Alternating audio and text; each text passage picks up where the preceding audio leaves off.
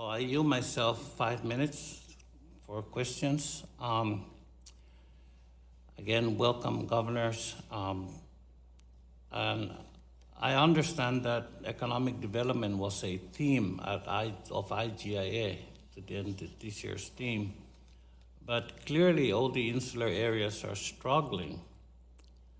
I'm happy that issues identified by territorial governors last year were reported as addressed. The Medicaid cliff and FMAP, natural disaster recovery,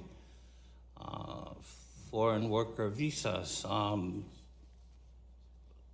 federal tax policy, the Guam World War II Recognition Act, cabotage for the American Samoa.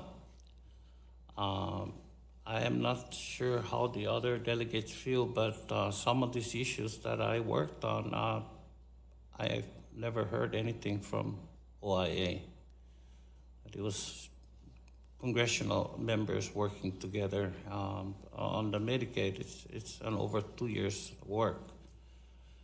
But so I'm gonna ask, did you, any of you hear any proposals this morning that will get your economies growing?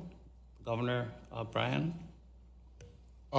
We were the ones doing the proposing in terms of growing our economy. One of the things that came up key that I mentioned was that we need to be aligned with U.S. foreign policy in the Caribbean as well as in the Pacific for my friends.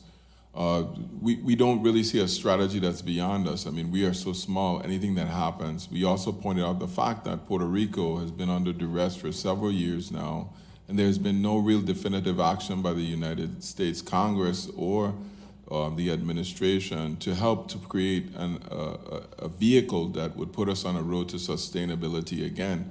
And at the same time, they watch us headed down the same track as Puerto Rico has been, and there's no help in sight. I mean, more than putting the PROMESA in there, there's not been an act that would create more pharmaceutical companies, an advantage to distillation, or some other economic incentive that would create prosperity and sustainability. Thank you. I have 5 minutes, so I really no. Oh, I thought it was my 5 minutes. I'm sorry. Sorry. Governor Palacios, did you hear anything specific that proposals that would get the Marianas economy growing? Well, nothing specific. We pointed out a lot of issues that needs to be addressed.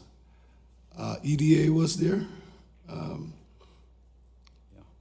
There were several departments, federal departments that offered the assistance. But you know, we always talk about capacity. And there are times when we just don't have the capacity. Surely, with a nation like the United States, which is the most prosperous country in the world, it's got to be a policy that would work for the insular areas. Somebody within the federal machinery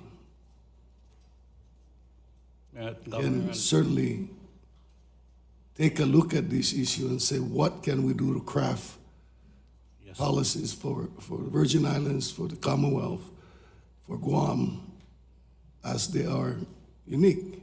And Department of Interior's governor is supposed to be our advocates and the executive branch. And I will be remiss if I don't say that, you know, they have not exactly have stellar records. I'm not saying they have not done anything, but there's a lot of we wish they would do a little bit more. I have 47 seconds. Governor Guerrero?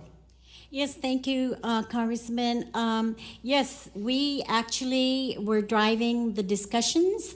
However, they did talk about opportunity zones and the process that they've done to help us along and encouraged us to take advantage of that tax incentive program. We also talked a lot about workforce development and the importance of apprenticeship, business, private partnerships. But I think as territories, we need to be the one aggressively driving the agenda, and that's what I would like to see. And I just want to say we have a very good working relationship with OIA, and in fact, they were very, very visible in our National Governors Association. So I do appreciate that working relationship, and of course, we have to bring in our Congress delegates also. Thank you. Thank you very much. My time is up. So I now